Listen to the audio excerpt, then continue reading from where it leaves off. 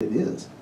And so, you know, part of what you can do to help with the facilities and the doctors who are not getting their reimbursements is an offset maybe to their franchise tax burden, which I think we need to look at seriously as a way to help reimburse those facilities for the funds that they're not receiving. Maybe even the federal government giving a income tax credit against those non-reimbursed expenses. Something to help out the facilities and the physicians who are not getting paid the rate that they deserve. Thank you, Mr. Bunch. Mr. Creighton? Again, the problem is a blend of federal money and then state obligations based on what the feds are failing to do on our behalf. And it's very, very difficult from the state legislature to plan on a failure in the disproportionate share that hospitals get on a blend of basically 3,000 hospitals across the nation that are mostly in urban areas, and the obligations that they have to fulfill on a daily basis when the Affordable Care Act has wrecked us in almost every regard for what Texas can handle going forward. We have to make sure that we come up with Texas solutions.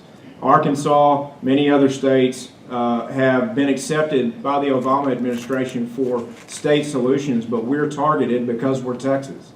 Co-pays, business incentives to not drop insurance plans, making sure that hospitals are paid on quality of care and business plans, not on volume of care. These are the things that we're working on in Texas, and we're making progress.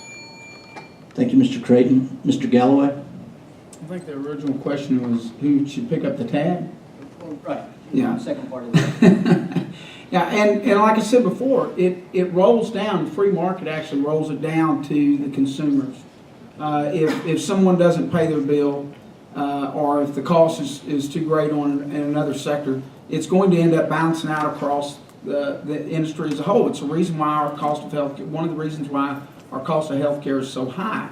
And will point back to a major factor in that is the amount of illegal immigration that we have in the state of Texas that we're required to provide health care for. And you know, as a Christian, I believe in providing life-saving health care to people. But they shouldn't be here to begin with, and they are taxing our system at tremendous rates. Thank you, Mr. Galloway. Okay, we'll start with Mr. Creighton with the next question. Texas has had great success in attracting new companies and jobs to our state. With a new governor being elected, there is speculation regarding what will happen with some of the economic development tools the state uses, including the Skills Development Fund to support job training and the Enterprise Fund, the state's deal closing fund. Do you support the use of such inducements, and what changes, if any, would you make to those programs?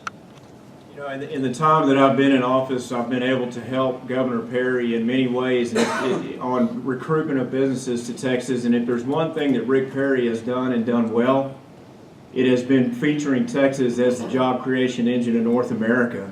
And we maintain that status. As over the past 12 months, we've created over half of the nation's private sector jobs.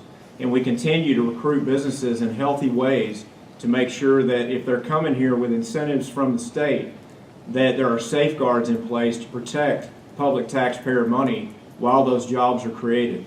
So I do support the Enterprise Fund and the Emerging Technology Fund. I think we need to consistently look for ways to make sure that the public is safeguarded with the use of that money. But when Seguin moves from California to Texas, it brings 3,500 jobs.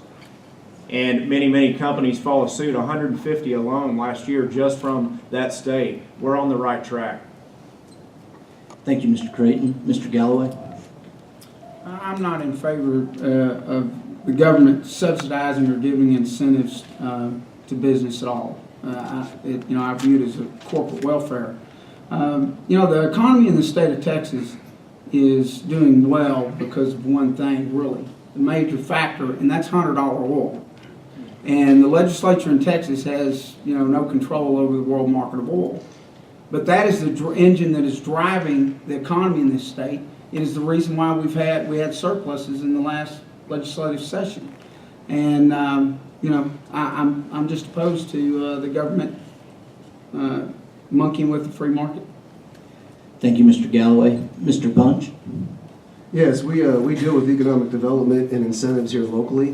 ExxonMobil, 10,000 jobs, average pay $127,000 a year. Just last week, we worked with Costco to relocate a new office here in the Woodlands, not too far from here. $130 million in annual sales, $30 million property tax structure. These are good economic decisions for the local governments to make, and we need our state partnering with us to create economic development zones, especially in areas that are suffering with economic growth. In this Senate district, the Woodlands area is very fortunate. On the east side of our district, they have 16% unemployment. We don't have those issues here. They need help there, and we need all the tools in the toolkit to make sure that we can help revitalize the entire Senate district, not just us locally.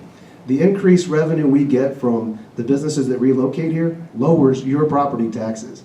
I support anything that lowers taxes. Thank you. Thank you, Mr. Bunch. Next question, we'll start with Mr. Galloway.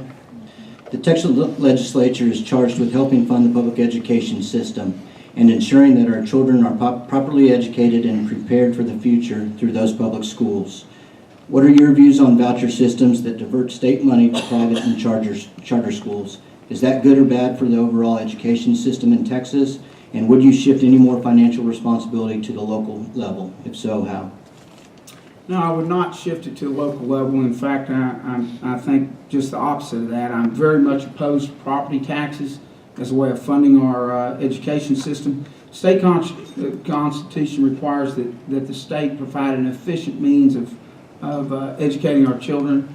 I do not believe if we provide an efficient means. I think that a voucher system is, or a large pilot project is well overdue to see if this will actually work and improve our education system. I would propose actually, we have a district in this district over in Beaumont that has seen some quite a bit of trouble. And I think that'd be a good place to start, to give the voters there the option to go in with a full-blown voucher system.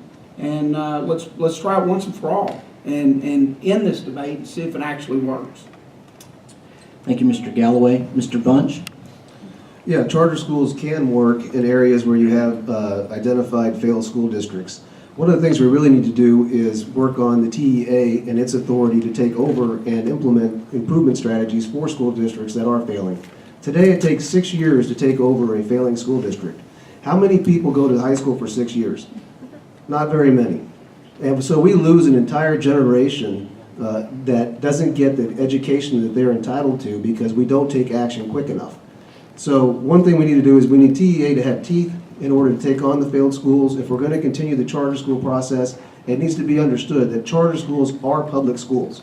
So they are not private schools, they are public schools. They're held to the same accountability as the public school system. It's a lottery system to get accepted into a charter school, and right now there's 100,000 people on the waiting list to transfer into a charter school.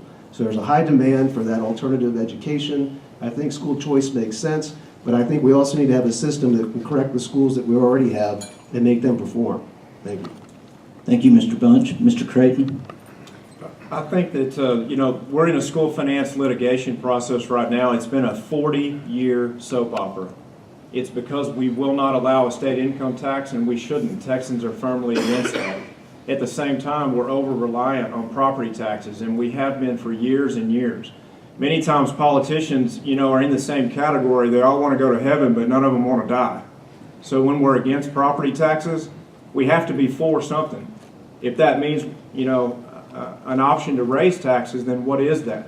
But we have to make sure that if we're going to fund the public school system, which is crucial to our economy, and our economy is not reliant only on oil, it's very diversified. That was why we were the last to know and the last to recover in the recession of the 80s, is because we were significantly only oil-based. But I strongly support getting our school finance situation and litigation situation resolved. I would be in that situation as long as we know public schools are protected for school vouchers. Thank you, Mr. Creighton. Mr. Bunch, we'll start with you with the next question. In November, Texas voters will vote on a constitutional amendment that would divert $1.2 billion a year in oil and gas taxes paid by drilling companies from the Economic Stabilization Fund, better known as the Rainy Day Fund, and put it toward transportation funding. Do you support the measure, and what else can be done to adequately fund statewide transportation projects to meet the needs associated with the growth in Texas? First of all, I do think that we are way underfunded when it comes to our dedicated funds for TxDOT. There is already in existence a 20 cents per gallon tax that goes to the state, but it's being diverted. 25% of that fund is diverted to other general fund purposes. So the first thing we should be doing is reinstating the dedicated funds that were already there to work on the roads. As far as tapping into the rainy day fund for transportation, there's something like $50 billion of need for transportation projects throughout the entire state, and we're just scratching at the surface. If we're going to have the doubling of our population over the next 30, 40 years, we're going to have to work on our infrastructure. And I really think this should have been done in the regular budgetary process because we are running surpluses this year, and we'll be coming into session next year with a surplus. So if we have more than $1.2 billion in surplus identified, why are we not putting it into the front end of the budget and putting it into the budget instead of tapping into the fund? So that would be my suggestion, is that we end the diversions and use the money that's coming in. Thank you, Mr. Bunch. Mr. Creighton? There's so much debate over how to use the rainy day fund. The rainy day fund is our state savings account. And constitutionally, there's a certain amount of money that can even be kept in that account overall. So originally, through legislative intent, we find that using that account for one-time infrastructure improvements like roads and water was what the intention of the account would have been originally when it was set up. And also, Texans don't expect the state legislature to hoard cash when we have it on hand. We don't have a way to refund it because other states have systems like state income taxes where they would do so. We don't believe in that.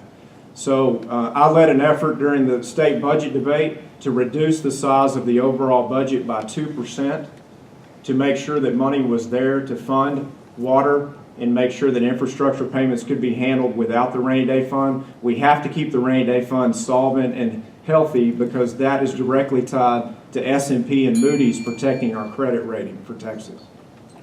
Thank you, Mr. Creighton. Mr. Galloway? I concur very much with what Representative Creighton said. It is really about controlling state spending, and I did a similar measure when I was in the Senate to make a 5% cut across the board in the state budget, and then we would take 3% of that and put it back in to where we may have cut too deep and give us a net cut of 2% across the board. Like I stated earlier, if you go back in the last 10 years, we have some $15 billion or more that we have spent over and above the rate of inflation and the growth in population. Being proper stewards of the taxpayer dollars is the key to that, whether it's water, transportation, school property taxes, whatever the issue is. It's all about money, and it's all about spending that money wisely. Thank you, Mr. Galloway. Just to follow up, just to be clear, Mr. Bunch, yes or no on the constitutional amendment to move $1.2 billion from the rainy day fund to fund transportation? I'm going to support it, and we need to work on ending the diversions that are coming out of the fuel tax because the need is larger than $1.2 billion. There's $50 billion in identified projects that are not going to get funded $1.2 billion at a time. We are multiple decades behind in our infrastructure. So we're going to have to get caught up to stay up with this growth that we're expecting. Thank you, Mr. Bunch. Mr. Creighton, yes or no on the constitutional amendment? Yes. Mr. Galloway? I'm actually opposed to taking anything out of the rainy day fund that's not for economic calamity or natural disasters. And we need to actually control our state spending and budget things properly. Okay, I believe next question we start with Mr. Creighton. The federal government's failure on the illegal immigration front has put the responsibility back on the states. What are your solutions to securing our borders in Texas, and how would you handle the illegal immigration population already here? 86% of Texans, regardless of party, support border security and obviously securing our border. It's directly tied to our state security. It's directly tied to our national security. You have states like Texas, Arizona, and California struggling with this tremendously because the federal government has very few constitutional duties that it's supposed to uphold, and that's one of them. and it's been an abject failure for years and years in that regard.